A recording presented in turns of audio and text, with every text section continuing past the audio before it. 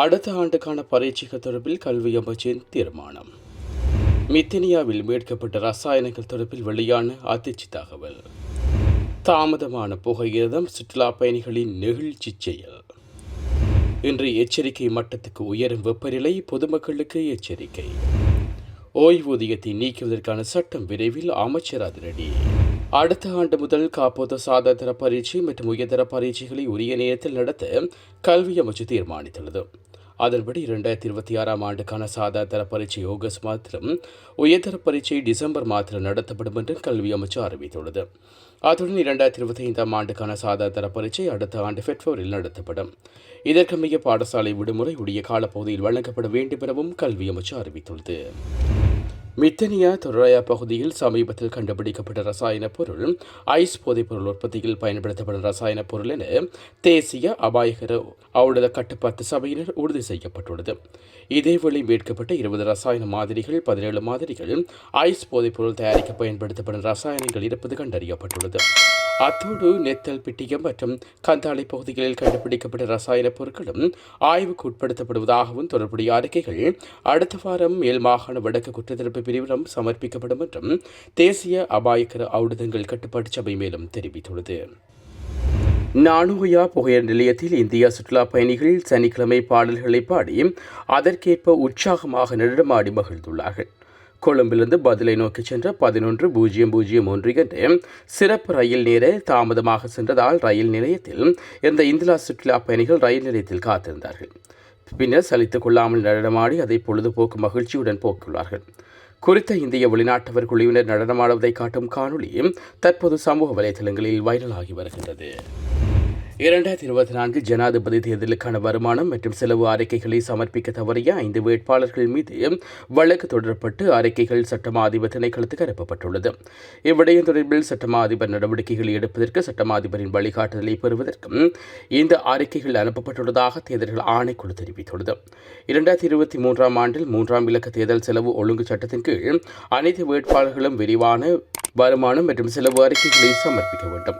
சம்பந்தப்பட்ட அறிக்கைகளை சமர்ப்பிக்க தவறிய மேலும் 13 நபர்கள் மீது நடவடிக்கை எடுக்குமாறும் போலீசார் தேர்தல் ஆணைக்குழுக்கு மேலும் அறிவுறுத்தியுள்ளது. இந்த விவகாரம் நீதிமன்றத்துக்கு பரிந்துரைக்கப்பட்ட நிலையில் தொடர்புடைய வேட்பாளர்களின் வாக்குமூலங்கள் பதிவு செய்யப்பட்டுள்ளதாகவும் தேர்தல் ஆணைக்குழு மேலும் கூறியுள்ளது. இலங்கை மாகாண சபை தேர்தலை பழைய முறையில் நடத்துவது குறித்து அரசாங்கம் பரிசீலித்து வருவதாக தகவல்கள் வெளியாகியுள்ளது. ஆங்கில ஊடகம் ஒன்று இந்த தகவலை வெளியிட்டுள்ளது. முன்னதாக எல்லை நிர்ணய செயல்முறை முடிவடைந்த பின்னரே தேர்தல்கள் நடத்தப்படும் என்றும் அரசாங்கம் தெரிவித்துள்ளது. எனினும் புதிய எல்லை நிர்ணய செயல்முறையானது சிக்கலானது மற்றும் நீண்டனமானது என்பதனால் அடுத்த தேர்தலை 1988 ஆண்டு மாகாண சபை தேர்தல் சட்டத்தின் கீழ் நடத்தப்படுவதாக தகவல்கள் வெளியாகியுள்ளது. தாமதமின்றி மாகாண சபை தேர்தலை நடத்த அரசாங்கத்தின் மீது அழுத்தம் அதிகரித்து வரும் நிலையிலேயே இந்த திட்டத்தை அரசாங்கம் பரிசீலித்ததாகவும் கூறப்படுகிறது. இந்நிலையில் கடந்த வாரம் ஐக்கிய நாடுகள் மனித உரிமைகள் பேரவை அமர்வின் போது இந்திய பிரதிநிதி மாகாண சபை தேர்தலை நடத்துமாறு அரசாங்கத்தை வலியுறுத்தியமையும் குறிப்பிடத்தக்கது. மனித உடலால் உணரப்படும் வெப்பநிலை இன்று எச்சரிக்கை மட்டத்தை விட உயரக்கூடும் என்று வளிமண்டல திணைக்களம் எதிர்வு கூறியுள்ளது. அதன்படி வடக்கு, வடமத்திய மற்றும் கிழக்கு மாகாணங்களிலும் மொன்றாகலை மாவட்டத்தின் சில இடங்களிலும் வெப்பநிலை எச்சரிக்கை மட்டத்தில் நிலவக்கூடும். நிலவும் வெப்பமான காலநிலையால் பணியிடங்களில் உள்ளவர்கள் அதிகளவான நீரை பருக வேண்டும். அத்துடன் இயலுமானவரை வெளிப்புற செயற்பாடுகளில் ஈடுபடுவதை தவிர்க்குமாறும் பொதுமக்களிடம் கோரிக்கை விடுவிக்கப்பட்டுள்ளது. இதேவேளை மேல், சப்ரகுமம் மற்றும் வடமேல் மாகாணங்களிலும் காலி, மாத்தறை, கண்டி மற்றும் நுவரெலியா மாவட்டங்களிலும் பல தடவைகள் மழை பெய்யும் என்று எதிர்பார்க்கப்படுவதாக வளிமண்டல திணைக்களம் எதிர்வு கூறியுள்ளது. இந்த பிரதேசங்களின் சில இடங்களில் 50 மில்லிமீட்டர் அதிவான ஓரளவு பலத்த மழை வீழ்ச்சி எதிர்பார்க்கப்படுகிறது. இடியுடன் கூடிய மழை பெய்யும் வேளைகளில் அப்பிரதேசங்களில் தற்காலிகமாக அதிகரித்து வீசக்கூடிய பலத்த காற்று மற்றும் மின்னல் தாக்கங்களால் ஏற்படக்கூடிய பாதிப்புகளை குறைத்துக் கொள்ள தேவையான முன்னெச்சரிக்கை நடவடிக்கைகளை எடுத்துக் கொள்ளுமாறு பொதுமக்கள் அறிவுறுத்தப்பட்டுள்ளார்கள். சட்டவிரோதமாக உரித்தாக்கப்பட்ட 25 வாகனங்கள் குறித்து மத்திய குற்றப்புலனாய்வு பிரிவினர் விசாரணைகளை தொடங்கியுள்ளனர். பெற சந்தேகித்தவர்கள் அடையாளம் காணப்பட்டுள்ளார்கள். இதுபோன்ற வாகனங்கள் வைத்திருப்பவர்களில் பெரும்பாலான நபர்கள் அரசியலுக்கு தொடர்புடையவர்கள் என்று அதிகாரிகள் தெரிவித்துள்ளார்கள். விசாரணையின் போது பெறப்படும் சரிபார்க்கப்பட்ட தகவல்களின் அடிப்படையில் அவர்கள் கைது செய்யப்படுவார்கள் எனவும் போலீசார் தெரிவித்துள்ளனர். சட்டவிரோதமாக பதிவு செய்தல் மற்றும் போலி ஆவணங்கள் பயன்படுத்தி வாகனங்களை ஒன்று சேர்த்தல் உட்பட பல குற்றச்சாட்டுகளின் கீழ் அவர்களுக்கு எதிராக சட்ட நடவடிக்கை எடுக்கப்படும் எனவும் தெரிவிக்கப்பட்டுள்ளது. ஜனாதிபதிகளுக்குரிய சிறப்புரிமைகளை நீக்குவதற்கான சட்டம் நிறைவேற்றப்பட்டுள்ளது. அதேபோன்று பாராளுமன்ற உறுப்பினர்களுக்கான ஓய்வூதியத்தை நீக்குவதற்கான சட்ட வரைவு தயாரிக்கப்படுகிறது என சுகாதார அமைச்சர் நலிந்த ஜேதிச தெரிவித்துள்ளார். பலப்பிட்டிய பிரதேசத்தில் தபாலகம் ஒன்றை நிர்மாணிப்பதற்கான அடிக்கல் நாட்டு நிகழ்வில் கலந்து கொண்டு உரையாற்றிய போதே அமைச்சர் தெரிவித்துள்ளார். நிகழ்வில் தொடர்ந்து உரையாற்றிய அவர் பொருளாதாரத்தை ஸ்திரப்படுத்துவதற்கான கொள்கைகளை தயாரிக்கப்பட்டு வருகின்றன.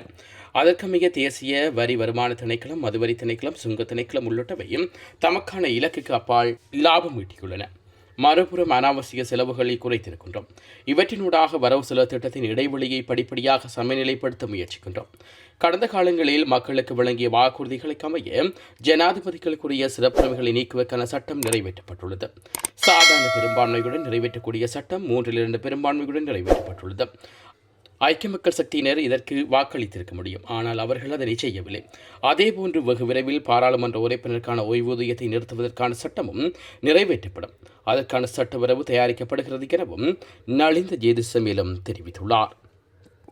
இத்துடன் பிரதான செய்திகள் நிறைவுக்கு வருகிறது. தொடர்ந்து நாளை காலை பிரதான செய்திகளோடு இணைத்துக் கொள்ளுவோம். நன்றி. சின்ன சேனலுக்கு எதாக இருந்தாலும் அது கொஞ்சம் ஆதரவு கொடுங்க. உங்கள் பொண்ணான கையை கொண்டு அந்த பெல்லில் தட்டிடுங்க. அவங்களுக்கு சப்ஸ்கிரைபர் 5-10 ஏறுனா அவங்க மனசு சந்தோஷப்படும். அவங்க வீடியோவும் பாருங்கள்.